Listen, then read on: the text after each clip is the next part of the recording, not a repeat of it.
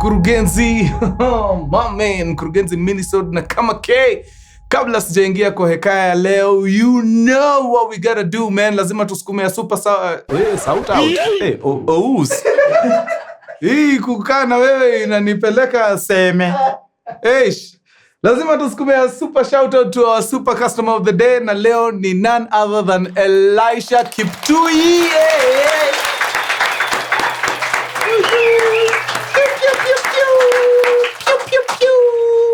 Alright, shukran sana Kiptui mazee, God bless you. Anybody else mwenye ashaingia pale akafanya mambo, asante sana mazee, unatulea mazee hapa mjini. Sasa mkurugenzi.ke is where it's at. Ingia pale, chukua mambo yako, piga luku, sikia fiti man. Sawa? Hapo sawa. It's about that time where I give away goodies. Napenda hii sana.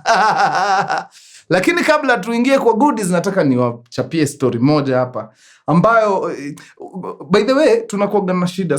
We panic sometimes a bit too much. Tunajipata make rush decisions. Hapo zinakuja zinatuuma pale mbele, man. Rafiki yangu amekipata hapa nje. Na nikasema hii lazima nikuje niwaambie, sababu nashindaga nikiwapigia nduru hapa, sijui kama mnasikiaga, lakini these are some of the reasons why unahitaji tu kukua uko na plan A, plan B, plan C, kiwezekana plan D, ndio kukiwa na ngori au panic. Okay, I'll just do it. Ni kama zamani watu wakioa ilikuwaga na tuna mluya kwa hii set. How come? Derek. Which is weird, kwa wakati set mzima ilikuwa Waluya tupu. Sasa pale Waluya wanakuwaga na kamambo fulani waga wana mega pale. Inakuwaga ni nyungu iko pale katikati, alafu straw moja mrefu sana inaenda mpaka huko. Sasa unakagonga mnapiga sip mkipiga story. Hiyo kikao hiyo, kama wewe ni mtu uko na bibi mmoja, mtu yangu unakalishwa mbali na hiyo kitu. Afadhali wakutafutie straw mrefu ukae huko. Sababu wewe ndio mtu utaanza kupanic hapa, utumwagie busaa yetu bure. Because you don't have a plan A, B, C and D. Huko unaweza pata report pole, bibi yako ni mgonjwa. Umerusha mateke huko. Umemwaga busaa nini. Lakini hao wengine unakuja unamwambia bibi yako haki ni mgonjwa, ako hali mahututi. Anauliza yupi? You see, kabla hata aanze kupandwa na mori, already yako shock absorbers zinafanya kazi. So it's just the same way. Kwa maisha kuwa na plan A, sisemi muoe mabibi wengi, hii ilikuwa tu ni example ya traditionally. Now, kuna kaka yetu Mkenya amepiga kazi TZ for quite some time actually. In fact, maisha yake ilikuwa tu ishakuwa ya huko. Alikuwa na operate huko kila kitu, kazi huko, account zake za nini ziko huko, like kila kitu huko. Na amesukuma kazi vizuri sana, hakuna hata pressure, yani life imekuwa fiti, ashajuana na locals huko nini. Until last year 2025. Na si ati nataka kusema ati yeye ni mtu anaingiza uoga bure. By the way, fear zake zilikuwa valid kabisa. But mimi naona kuna vile angeepuka. Anyway, 2025 mwisho. Kama unajua ni nini kilikuwa kinaendelea Tanzania wakati huo, ni walienda kwenye general elections, okay? Na usually Tanzania is a very peaceful country. Usually hakunaga mambo mengi huko. It's like they already know ni nani anataka kuingia pale, huyu ndio tutasukuma na tunasukuma sisi wote. But 2025 was different. For the first time, na hii ni kitu sijawahi ona na nimekuwa nikicheki elections za TZ for quite some time. Hii raundi kidogo, opposition wanakanika wanataka kuanza kusumbua pale. Wako na watu wao pale. Kidogo kuna kamtafaruku hapa na pale. Kidogo vitu hata tujazoea kuona. All of a sudden military wanaanza kupiga raundi nini. So these are among some of the things ambazo zilianza kushtua kijana wetu Mkenya. Kijana akapiga hesabu yake akajiambia, mimi I have seen the worst of elections in Kenya. Na vile hawa wenzangu wa Bongo wameanza kumove sasa, there is a likelihood tunaweza jipata kwa ile shida tulijipata Kenya zile enzi. So kitu ikamuuliza, ni nini inaweza happen nikifunga tu biashara for this period? Sababu hata tukienda into chaos haikaagi sana. The most tunaweza jipata mnasumbuana ni a month. Na hiyo mumesumbuana sana. Usually in like a week, hii kitu yote mnakuaga mshamaliza, watu washachoka kukaa kwa nyumba, wameanza kurudi makazi. So akajiambia, wacha niondoke. Let me just take a whole month. I go back to where? I go back to the country. Because the way things are looking, mambo si mzuri sana. Wangwana azana panga mikakati, vitu zikaanza kuescalate. Ile ngori, unakumbuka vile Jeff alikuwa anachachisha hiyo wakati? Si Jeff, Larry. Maandamano kwa street, kitu haijawahi onekana. All of a sudden watu kwa street ndio wameanza kutoka nini? Yani watu wanaanza kufeel pana kuna irregularities kwa hii election nini. Something that never happens. Boy wetu akajiambia, I am not only going to exit this country, I am living with everything I can carry. Na everything this guy can carry, si hizi vitu zake za job, hizo ni bulky ya itaanza kumsumbua bure, ni pesa yake. So the guy goes and withdraws everything kwa bank. Sababu the way African countries operate, election ngori kidogo, vita kiasi, your currency dips. So akajiambia pana, I'm not about to lose money sababu ya vita za watu hapa. After all, hii hata si country yangu. Wacha nichukue ile pesa nimefanyia kazi, niende. And he had a very good plan. Plan yake ilikuwa ni kutoka, ingia gari teke ngori, enda, fika kwa boda, badilisha hiyo pesa yote into Kenyan currency. Kama ameingia boda na ameshughulika. The guy akaorganize hapo, I think alikuwa na maarif hapo, marafiki nini, what is it, very good friends of his. Na wakatoka. Safari mrefu sana. Driving from Dar es Salaam, kukuja hii njia ya juu, hawakuenda kuingilia Lungalunga huko, hawakuingia hii ya Moshi huko, waliamua kukuja hii ya wapi? Arusha. I think alipiga hesabu akaona out of all the towns, hii side ya Arusha ndio inakaa kuna life huko, ndio naweza badilishiwa pesa yangu haraka faster nini. So that was the route ali opt for. So wakapiga safari yao fiti sana, wakatoka Dar mapema ngori, wanakuja stopover kidogo, wakipata mahali wanatulia, wanapata kinywaji nini. Wakaendelea na safari, wakakam. Kuna place fulani, kuna hii turnoff ya Iringa. Wakapiga turnoff yao safi. Kutoka kwa hiyo turnoff, kuna town inaitwa Same. Then ukitoka Same, unaenda I think there's a town there before ufike Arusha. Inaitwa nini hiyo town? It's a very famous town. Moshi. Yes, it's Moshi. Kutoka Same unaingia Moshi, ndio sasa uingie wapi? Arusha.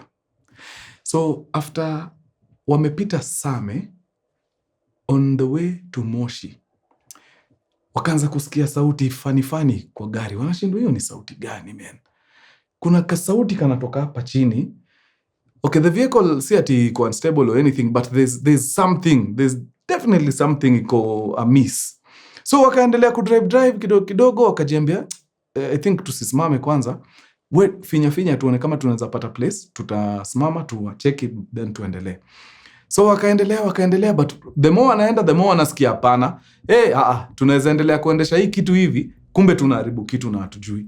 So wakaamua wacha wasimame. Huko katikati ya nothingness, wakaamua wakagari kando na wakashuka. Walikuwa maboy watatu. Yeye, a guy who I think is a Kenyan from Kajiado sides, sikumbuki ni wapi. So aliamua kukuja pamoja. Na I think huyu guys Mkenya ni mtu anafanyia huyu Mkenya wetu kazi. That's why they were together. Then now our guy. So walikuwa watu watatu. Plan ilikuwa waletwe all the way, then Arusha walipe jamaa arudi au waingie boda, bas wakam home. Watulie mpaka elections ziishe, then they go back. So hawa sesi wakaeka gari kando wakiwa wase watatu. Wakashuka. Wangwana walizunguka hiyo gari for a whole 30 minutes. Hakuna kitu. Mpaka wanaambia dere, ebu endesha tukiwa nje tusikie ka tutasikia. Dere anaendesha, wanatry kusikiza huko chini, nothing. So wanajiuliza ni nini hiyo, mbona tunasikia makelele tukiwa ndani, tukitoka nje hakuna, there's nothing. So wakaamua, you know what, turudi tuingie tu. Tukisikia hiyo kelele tena tutajaribu tufinye tuone kama tutapata place, kama ni petrol station nini, tuingie hapo ndani cheki tusaidike pale. So majamaa wakaingia ndani, wako tu wase watatu hapo. So mse moja backbench, kuna space ya watu wawili hapo, and they start driving. Hata sidhani walikuwa wamedrive 100 meters wakasimamishwa. But hawa wase wanawasimamisha wana point kitu. Wana point kitu chini. So wakajiambia inaweza kuwa hawa wase wanaona kitu tumekuwa tukisikia. So wakaenda wakasimama wasikize ni nini hawa wase wanacheki. So hawa sasa wanawa point ya chini kwa gari, wakashuka wakamwangalie ni nini inaweza kuwa iko hapa chini ya ndai. Hawajawahi ona bunduki kubwa hivyo. Guns zinatoshana hivi zilitokea from nowhere. Unashindwa huyu mtu amevaa tu shati na trouser. Alikuwa ameficha wapi AK? Iko nje. Kila mtu chini. Wanashindwa rada ni gani. So wako hapo wamelalishwa chini, ama boy wawili wameingia huko ndani wameanza kupiga search nini. Alafu wa Tanzania ni wafani, wanakuibia na wanakuambia, hii barabara ukisimamishwa usisimame. Hapa utaporwa. Utaporwa rahisi sana hapa. Ukisimamishwa na mtu usisimame. So wanakupora tu wakikuadvise hapo. But hii time yote wanashindwa. Hawa wase wamejuaje tuko na car trouble? Like, how did that happen? So wase wakarob nini after wamemaliza, then wakaingia mitini huko na wase wakaenda. Wase walipoteza kila kitu.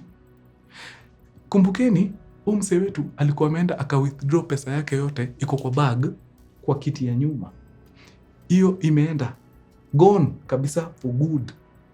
So ikabidi wakuje tu mpaka pale I think the next town, I think ni Moshi, wakaenda wakaripota hapo haraka faster. Na wakaambiwa and wakiwa kwa police station ndio wakaambiwa, by any chance mnaweza kuwa mlishuka gari for any particular reason before wasimamishe. Wakasema maze tulishuka juu kuna kasauti tulikuwa tunasikia kwa gari, but si tulishuka tukaangalia gari mzima hatukuipata. So cops wakawaambia hawa sasa waga wako na ako ka tactic, waga wanapiga tu malapu huko kwa barabara, wakiona umesimama for any reason wanaanza kukuja towards you. So I guess waliwaona mkiwa mmesimama hapo, then wakaanza kukuja towards nyinyi, alafu vile walikuwa karibu kufika mkaanza kutoka. Sasa lazima wangetafuta design ya kuwafanya msimame tena ndio wapate. Na sasa kama mlikuwa mmesimama juu mlikuwa mnafikiria mko na some mechanical fault, mulifanya kazi yao rahisi sana. Juu ukisimama na shida ya gari, then mtu akupointie gari yako, of course utasimama tu. So it was just a case of bad coincidence. Hawa sasa yani waliona tu mlikuwa mmesimama mkikagua gari, wakajua hiyo ndio tactic watatumia. But hii time yote unajiuliza, hiyo sauti tulisikia nini? Alafu ujue shetani ni mtu bure. After wamerobiwa hawakusikia hiyo sauti tena. Zero. Walienda mpaka Moshi vizuri, hakuna hiyo sauti. So these guys are convinced inaweza kuwa kuna kitu hasa walikuwa wamefanya huko mbele. Either, I don't know, you can't explain it, but kuna kitu hasa juu. Mnajuaje mpaka the particular place ya kusimama? Hiyo stretch ya kutoka Same mpaka Moshi, hiyo stretch ni big, si stretch na ilikuwaje hapo ndio hawa so walikuwa, hata kama mna insist ni coincidence. But as it stands, juu hakuna mtu ashaijibu hiyo swali, tunaenda tu na hiyo kesi ya ni coincidence. Whatever ilikuwa ina trouble hiyo gari yao, nobody knows. Na hivyo ndio watu wetu walipoteza pesa yao. Okay, mtu wetu juu ilikuwa pesa yake. Hao wengine ilikuwa tu ni lift wamedandia, na mwingine ni gari alikuwa amesaidiana. Bas hata sijui kama alipagwa hiyo trip. I guess alipwa baadaye juu sasa analipwa na nini? Wameporwa kila kitu. Yeah, this is unfortunate, but sasa tufanye nini? Angekuwa ameweka hiyo pesa Sendwave though, maybe angekuwa nayo. Juu angeenda tu na simu, hawajui pin, hawajui nini. Yeah, and I understand the fears. Unaweza kuwa unaona yenyewe pesa yangu hapa itakunywa maji, hii country ikiangamia inaangamia na pesa yangu. I understand the fears. But hiyo pesa ingekuwa Sendwave, hata hiyo country ichomeke, your money is safe. Tapiga hiyo nduru mpaka msikie. Yeah, because sasa mtu amepoteza pesa yake, amefanyia kazi sijui how long. Sababu na naelewa jamaa wetu anaweza kuwa na hofia, pengine instability ya country at the time inge affect currency ya Tanzania. But you see the thing with Sendwave ni iko pegged on the US dollar. That digital dollar is pegged on the US dollar, meaning it is not affected in any way na the local currency. No. The fluctuations of the local currency are a non-issue for Sendwave. So angekuwa very safe. And just to encourage you a bit more, I want to give away some money. Yeah. Nataka niwe encourage mcheze safe. Ndio mkisikia kuna ngori msi panic. Kama ule mtu mwenye akona bibi moja na panic anamwaga busaa. Una relax kwanza. Okay, so ni pesa gani na okay, at least niko on some other sources, hata ikichomeka I'm good. Yeah. So download Sendwave. Nimewekea link hapo kwa description. Once you download Sendwave, register. Ukisha register, use my promo code. Very important. If you don't, pole. Use my promo code Abel. Okay? Load at least $10. Sisi tutakuwekea $3. Yeah. Then take a screenshot, send it wapi? Pale stories@mkurugenzi.co.ke. The first 2 people kuweka hiyo screenshot hapo. The very first time I gave $25. The second time I gave $50. This time I'm giving $75. Yeah. Oh yeah. $75 ni yako hiyo. So fanya hivyo. Tukutane hapo stories@mkurugenzi.co.ke. All right? That's what's up. Hapo sawa, nyinyi watu wa nguvu sana, tutaonana round 2. Make that money, man. Adios muchachos. Peace. Yes. Kwisha.